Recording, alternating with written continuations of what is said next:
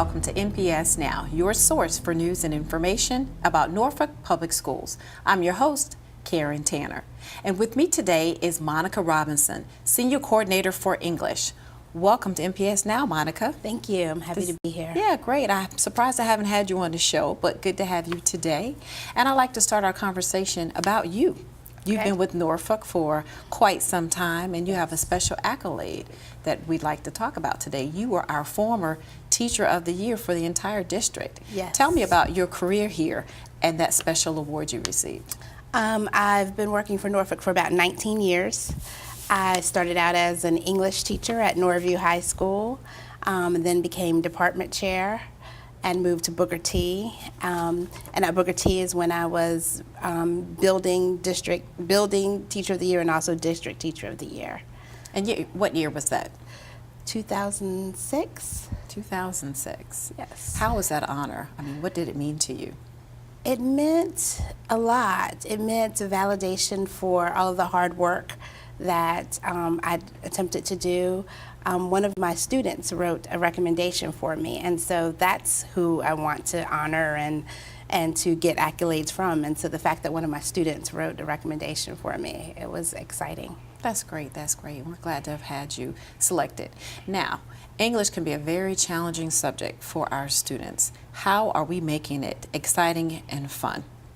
Wow, that's always the challenge, because obviously with our secondary classrooms we have some classics that we have to cover, but our teachers do a good job of pulling in nonfiction texts that relate to the books and novels that they're reading that engage the students and get them excited.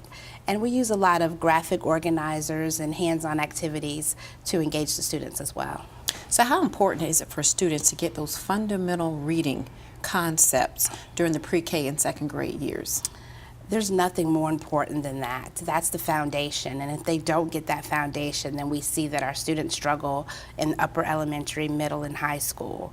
We're fortunate that 2 years ago we established a new department with pre-K and K, and we have a coordinator for both pre-K and K, and they're working diligently to help those students build that foundation so that when they get to the second grades and beyond, they're very much prepared.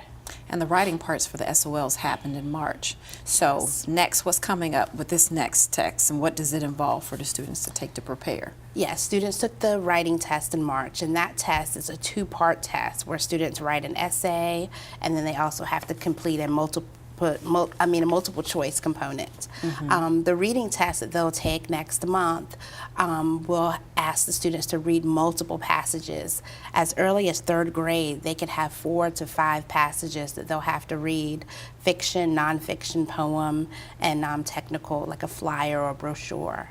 Mm-hmm. And students will have to read them and analyze them. The test is very different from what it was before, where if a student could read, we could say they would pass that test. Mm-hmm. But now the skills required are higher level. They have to draw conclusions, make inferences, and so it's a much more difficult test than it has been in the past. So what will they encounter for the English part in May? That's what they will encounter, those exactly. components. Mm-hmm. Okay, so the writing parts, how did we prepare them for the writing, and how are we preparing them for the English? For the writing component, teachers prepare the students by having them do multiple opportunities for on-demand writing. They wrote the prompts, they did extended writing, they practiced just writing the introductions and just writing the conclusions. The biggest thing or the most important thing that they had to do was to take the concepts that they learned during their grammar discussions and apply them to their writing. And so that was the challenge, to make sure that they just not understood it, but that they could apply it in their writing. And what can we do as parents at home to help our students with this SOL? Well, with this upcoming SOL, our greatest concern is stamina, because of the amount of reading that students are going to have to do for that test. And so if parents could just encourage their students at home to read for 15 minutes a day, that would help with building that stamina, so that when they sit at this test situation for hours to read multiple passages, they'll be accustomed to it. Mm-hmm. And our high schools, they've had pretty much a great success in the English SOLs. How did that happen? What did we do different? I think on the high school level, it's a high stakes test. Students cannot graduate without passing that writing and reading test. And so there becomes more of a sense of urgency there for the students. But in terms of our teachers, I have excellent department chairmen in my high schools, and they monitor the instruction. They ensure that teachers are adhering to the pacing. They monitor the writing portfolios to make sure that they're doing the number of writings that are required by the district. And so I think that's the greatest thing that we've done differently. Have there been any changes to the test or any coming up that you know of?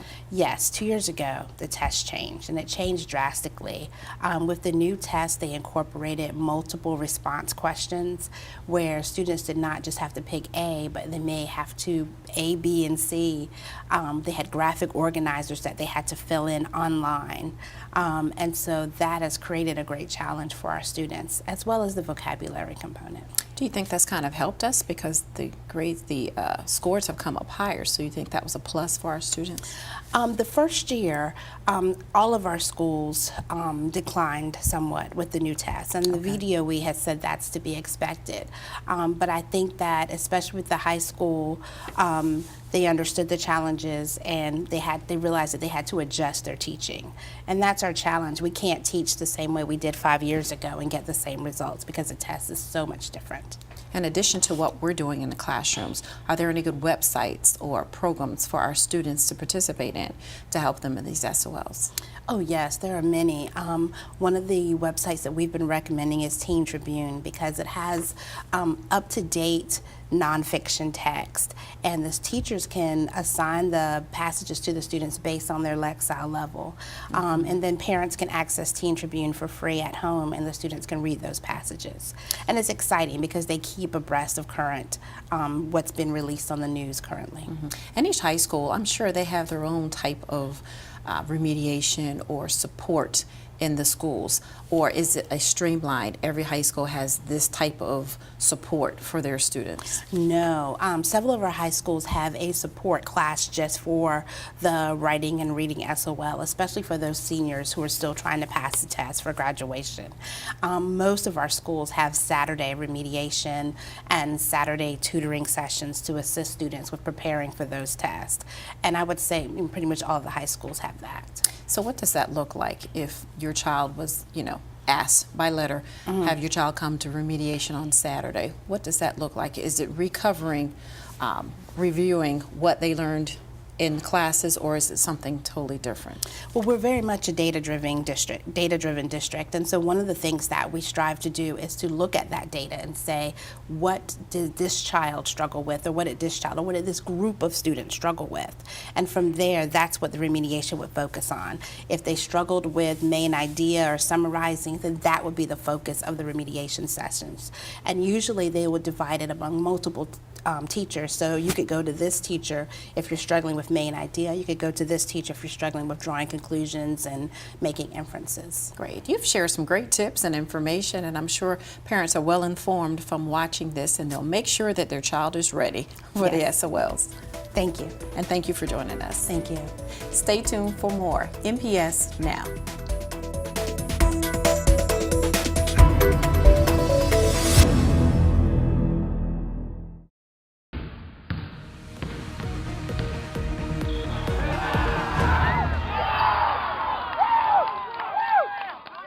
Welcome back to NPS Now. I'm Steve Sutmiller, Senior Coordinator of Athletics. Today we have Pete Allen from the City of Norfolk here to talk a little bit about athletics with the recreation program and the Norfolk Public Schools. Yes, welcome, Pete. Thank you. Thank you for having me. Pete, before we get into our discussion on the programs, tell us a little bit about yourself and your background. Well, it's funny you say that. I'm actually from Norfolk, Virginia. I went to Granby High School, graduated there in 1992, Go Comets.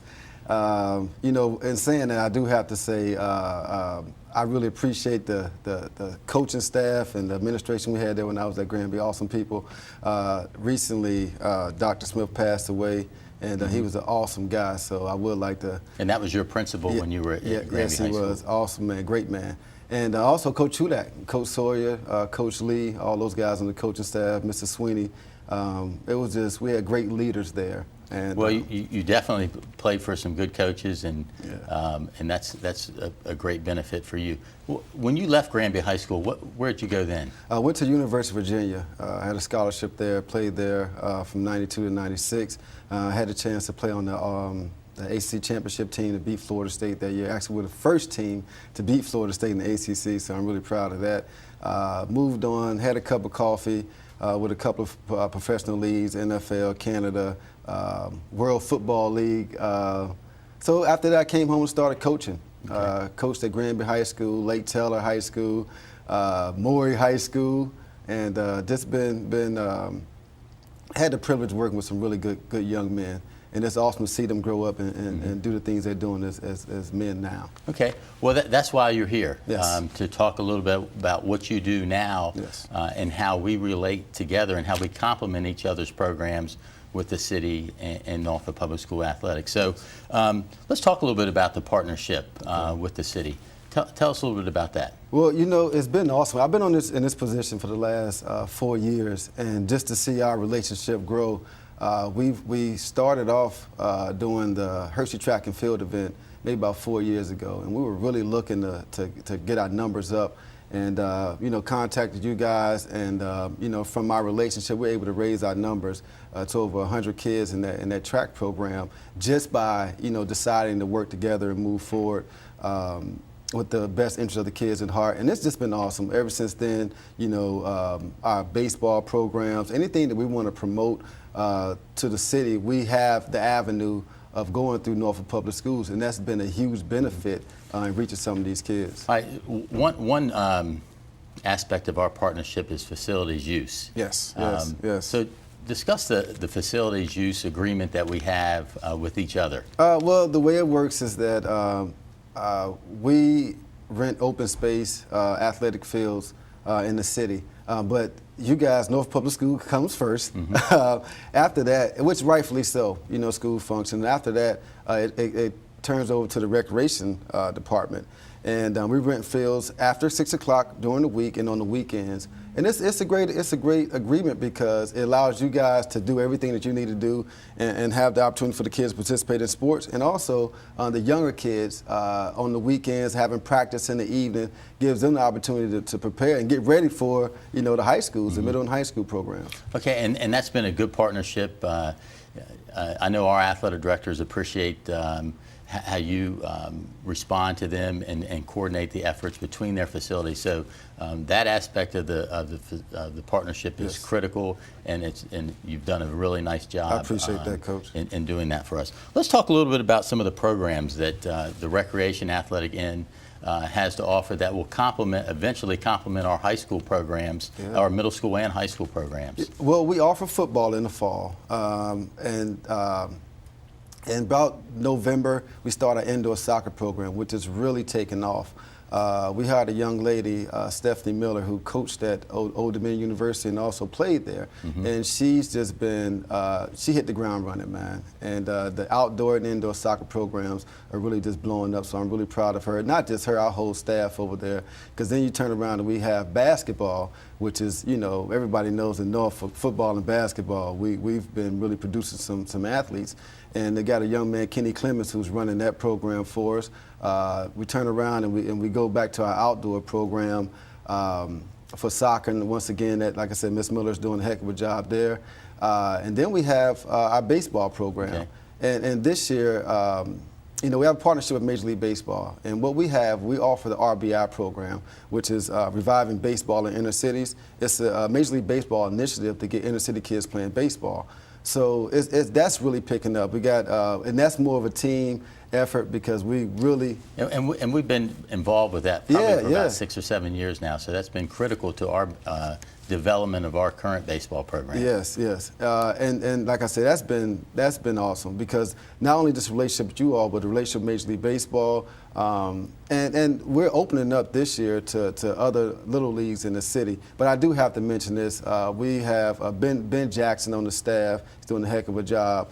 Paul Macklin, he's a new addition. And Ebony Sessom. So our team, our athletic staff is really stepping up. And we're just looking to do, you know, great things, you know, not this year and the years to come. Okay. All right. Let's go back to football. Okay. Your football program. What age group can they start? What's the age level? Well, we start at 5, flag football at 5, and we go up to Bantam, which is 14 and 15. Okay. And that's we've been doing that for a while now. But right now, I have to say that our flag football programs, our 5 to 7, is really growing. We have a lot of kids who are interested in learning the fundamentals of football. So our flag is really booming right now.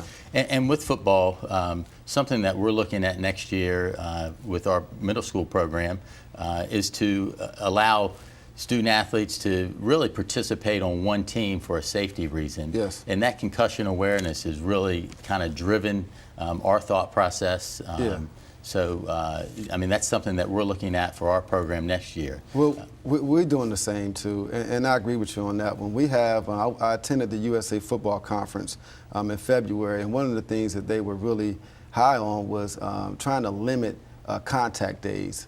So, you know, at football practice, you want to have, most times you have your Tuesdays and Wednesdays would be days that you actually go out and tackle, you know, and have full contact drills and things like that. And what USA Football was saying was that you want to find a way to limit those days and limit that contact because of the concussion awareness and just trying to stay on top of that. And because, you know, what they really put out there were there are a lot of drills that can teach tackling without actually going in and having full contact drills, and that's the most important thing is the kids' safety. Okay.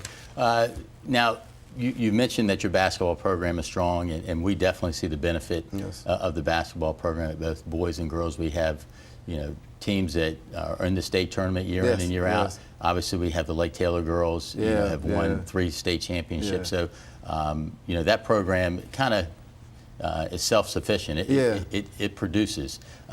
So what about track? How can track benefit our track programs? Well, I think the thing as far as when it comes to recreation parks and open space is that for years we've been doing the Hershey Track and Field program, and basically that's a one-day event. The kids who win, they move on.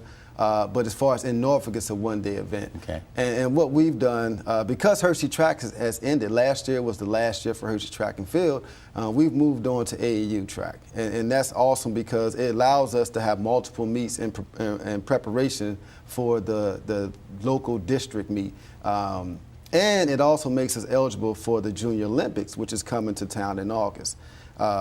So it gives our kids a chance not only to compete local and regional levels, but also preparing for the national Junior Olympics, which I think is going to be special. All right, one last question.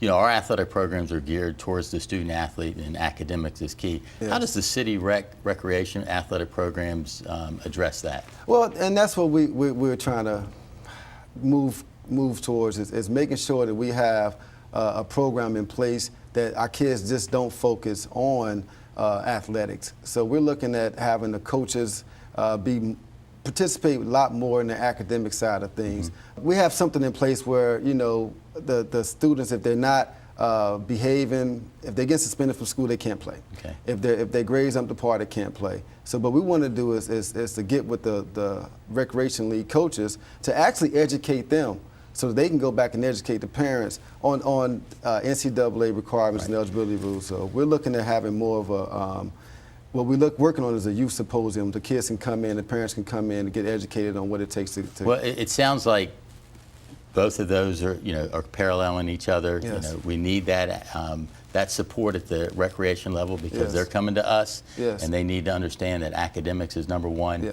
and then the athletic part will take care of itself. Pete, a lot of good information. Thank you. We were glad that you were able to come down here to share this, and we look forward to seeing you out in the community. Well, I'm here, and like I said, I really appreciate the relationship that we have, and I just look forward to working with Norfolk Public Schools in the future. All right, thank you. Thank you. Middle school baseball update. April the 27th, all 6 middle school teams will be participating at Norfolk State University's Marty L. Miller Field. Come out and check out the action. More NPS Now after this.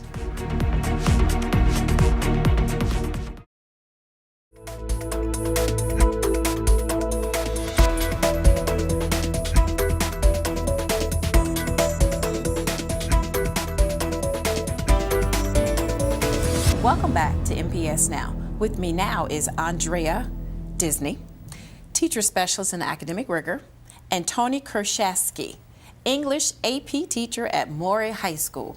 Welcome to NPS Now, ladies. Thank you. I am glad to have you on the show, and we have been having some dramatically increased numbers in AP classes here in Norfolk Public Schools. What are we doing to get kids more involved in taking AP classes? I think what we're doing is that we're using our tools more effectively. College Board has a great tool called AP Potential, which kind of finds students in our city who show potential to do well on AP tests. We're using that. We're also having more conversations with parents and teachers and students to get them involved in the program. The last 3 years, Norfolk has also been partnered with the National Math Science Initiative, NMSI, with Granby High School, Maury High School, and Norview High School, and their whole idea is to increase enrollment in classes. So that certainly helped as well. So how is it that we identify those students? You mentioned something that we're doing to identify them. AP Potential is a College Board tool. Students who take the PSAT in 10th or 11th grade, College Board uses those results and through mathematical magic determines how well students will do on particular AP courses. Tell me about some of the successes we've had here in Norfolk with AP. We've had great successes. Booker T, since 2010, has more than doubled its enrollment in AP courses. Norview High School has more than doubled the number of exams in the last 5 years. Maury High School is very close to the global mean in their percentage of passing scores, of qualifying scores, so that's fantastic. Granby, their threes have increased dramatically. We have had dramatic increases in our numbers, absolutely. Okay. Absolutely. That's great. Tony, what is the difference between teaching an AP class and a regular class? I think the biggest difference is on the teacher end because the students are always asking me questions that I have to prepare for. So in a regular lesson, for example, teaching a novel, I'll get the English 10 classes prepared or the English 11 classes prepared, and I can get my lessons down and I can anticipate any questions the kids are going to ask me. With my AP classes, I can't anticipate any types of questions the kids are going to ask me. And so they're consistently asking questions outside of the box. So when I'm preparing my lessons, I have to make sure that I can answer any question that may come up in any part of the novel. And so that requires a lot more research on my part. That's the biggest difference I see. So you do a lot of research in preparing yourself for the students? Yes. Okay. And how do they actually get prepared? What are some of the things that you do for them in the classroom? One of the biggest ways to prepare the students is the AP exams. All of them are timed. And so my students with English, they have to write 3 essays in 2 hours and they have to answer multiple choice questions in 60 minutes. So we practice their skills every single day in class. So my students have written 18 essays so far. We work on writing skills, comprehension skills, analysis skills through the multiple choice, through the writing, through the analysis of the novels, the short stories, the nonfiction, and it's consistent. How and where are these tests being performed? Our tests are being performed in the temple that's right across the street from Maury High School. We are lucky enough to have a partnership with them, so they allow us to test. And my students specifically usually test together. So we have about 120 kids who are in one room testing in a 3-hour and 15-minute period. Okay. And for other high schools, it may be different. They use the facility across the street, but other high schools is different. Most high schools test in their buildings, but Maury and Granby test off-site. They have great partnerships, like Tony was saying, with local churches and community organizations. So for large groups of students, they can test them all in one room. And so how is it scored? And what's the type of grades that they receive? The AP test is scored 1, 2, 3, 4, 5. Those are the scores they can get. 3 is considered a qualifying score, whereby most colleges will recognize that exam and give college credit. So the students have, free credit already going into college. And so NMSI, how does that come into play? NMSI is a great organization that has helped Norfolk really grow its program. They were here for 3 years. They offer teacher training, student training, resources, incentives for passing or receiving a qualifying score on exams for the 3 schools that are involved. Wow, that really leads to our success over the last several years for our Absolutely. students. This summer, Tony, you'll be going to Austin, Texas. Tell me about that trip. I applied to present at the national conference, and I applied back in January, and I received news that I would be presenting, and I will be presenting on satire. One of the most difficult aspects for students to understand in their analysis is whether or not something is a satire. And so with the help of NPS, with the help of the College Board training, I've gotten a lot of new ways to teach the students and the teachers. So I'll be presenting to teachers different styles. We're going to be studying film clips. We're going to be studying visuals. We're going to be reading excerpts from The Onion and novels about satire. And I'm going to use some of the skills that I learned in NPS and College Board to teach the teachers how to get the kids to understand the satirical nature of a lot of the stuff we read. That sounds exciting. It will What be. do you love most about teaching AP classes? The kids. They are always asking questions. They're always curious. They're always on task. I don't have to worry that when they leave me, they're going to forget what they learned in the classroom. I usually get emails at night. I use Remind 101 to remind them, and they're all in. And so it's wonderful to know that they're always in class. They're always doing their work. They're always paying attention. And when they learn something and they tell me, that's the most rewarding aspect of it. A lot of times in the beginning of the school year, they'll start writing, and then at the end, they'll notice that they've increased their scores or their writing has gotten a lot better. And when they come to me at the end and they say, Ms. K, I did such a good job. I went from a 3 on an essay to an 8. That's the most rewarding experience, knowing that they have learned something and actually realize that they've learned something. Yeah. So if students are interested, they're not currently in AP and may not have been identified, but they're interested, what do they need to do? They need to have a conversation with their teachers, with their guidance counselors, with their parents, to help advocate to get them in these classes. College Board really believes in openness and equity, giving every student who desires the opportunity to have that opportunity, and Norfolk is behind that. So all they need to do is, make an appointment with their guidance counselor and sign up. Right. And I'm sure there's going to be some students who do that. My son's an AP, and he's loving the classes that he's in. So where do we go from here? What are some of our future success goals? We keep going. We are on a really good path here in Norfolk, improving a number of students in the classes, improving number of students receiving qualifying scores.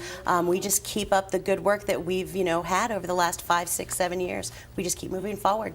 And that's a lot of great success. And thank you, ladies, for coming on, and thank you for coming in from Maury High School to share with us about your students, and good luck at your conference this summer. Thank you very much. Thank you, too. Thanks.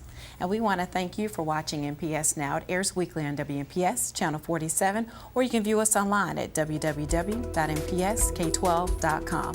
If you have any great story ideas or information you'd like to share, email us at npsnews@npsk12.com. Again, thank you for watching NPS Now.